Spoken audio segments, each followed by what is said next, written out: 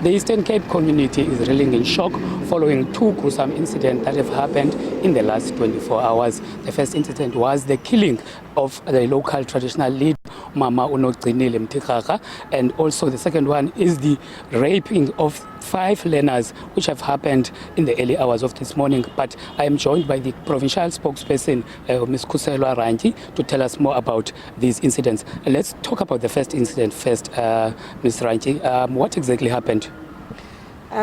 We are informed as provincial government that the mother to Chief Mtikhaga, mother-in-law to Chief Mtikhaga, was gunned down in the early hours of this morning.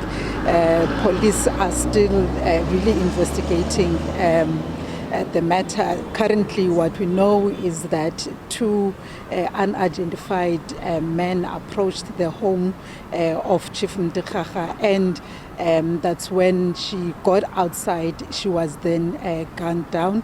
At this stage, it's not really clear what is behind that specific incident. In the second incident, again, which happened in the area of Mqhekezweni in the last 24 hours, 5 learners from Jongintaba Senior Secondary School were raped whilst they were going about their studies, preparing for today's exam. As we understand that they are writing their examinations, grade 12 learners across the country. So those are the 2 tragic incidents that happened in our province, and as we're briefed about this during the Executive Council meeting which started this morning, really Premier as well as members of his Executive Council expressed shock in terms of this incident, because you would understand that we have really been experiencing these violent crimes in our province.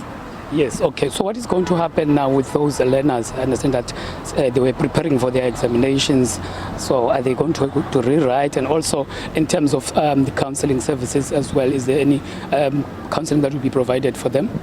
As a provincial government, we have immediately deployed multidisciplinary teams to be in the area to support both the Mtikhaga family as well as those specific learners, including the greater schooling communities. The learners are receiving support, psychosocial support through our social workers, and they have also been taken through to health facilities for proper checkup.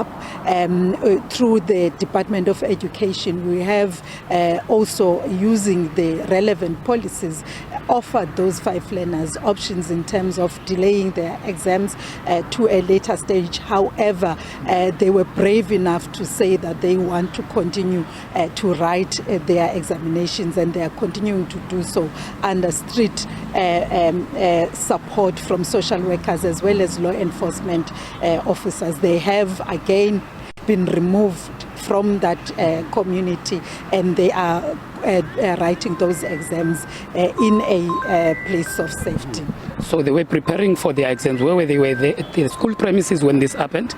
It's unclear at this stage, but what we know is that it happened within the Mqhekezweni area, and it is really a concern for government, and the Premier has instructed the MEC for Education to go into the area tomorrow to monitor the situation much more closely and ensure that there is follow-up and engagements with the school community, the learners in general, and also with law enforcement officers to look at what can be done to make sure that all learners are protected and the entire community is protected during this period. We are, I must say, encouraged that as much as we know as a province, and we acknowledge that we have not won the war against crime, but it is encouraging to note that our law enforcement officers are doing all they can to bring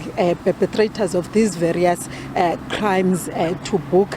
that is very encouraging to us, and we are in engagements as government with law enforcement to ensure that we escalate the efforts of crime fighting in our province. And further to that, the thinking is that there is a need in terms of reinforcement of our detecting initiatives, so that we are able to manage these crimes before they even occur in our communities.